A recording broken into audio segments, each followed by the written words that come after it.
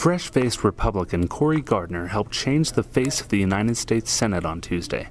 Gardner toppled first-term Democratic Senator Mark Udall in one of the priciest U.S. Senate races in the nation. In so doing, Gardner helped Republicans take control of the U.S. Senate. In Weld County, cheers for Gardner's upset foreshadowed a Republican momentum that carried through in 4 other races. Gardner's vacated U.S. House of Representatives seat in Colorado's 4th Congressional District was filled by Republican Ken Buck, who topped Democrat Vic Myers by an overwhelming 37-point margin.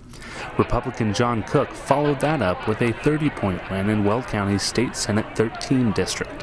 Steve Reams earned the nod for Weld County Sheriff, securing over 70% of the vote in a landslide.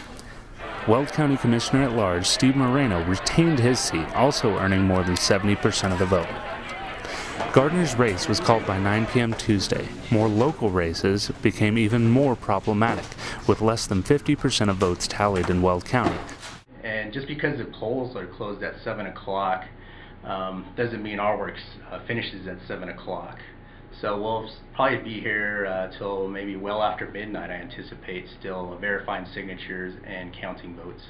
You know, there's a lot of Democrat Dave Young held off his Republican challenger for State Representative District 50 to spare Dems a clean sweep. Young appeared to be the winner with a 53.5 to 46.5% margin late Tuesday. Likewise, some school bond and mill levy override measures in Weld County school districts were close late. The Valley RE1 $75 million bond had a 60-40 split to reject.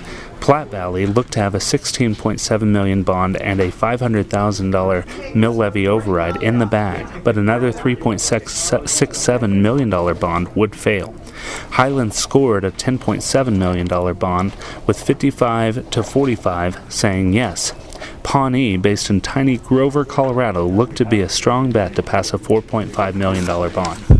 A $3.3 million mill levy override in Keensburg looked destined to fail for Weld Central schools late Tuesday. Despite universal mail-in ballots, late results kept any air of finality from many ballot questions. Complete results are expected Wednesday afternoon, so please keep checking back with thegreeleytribune.com for the latest election news.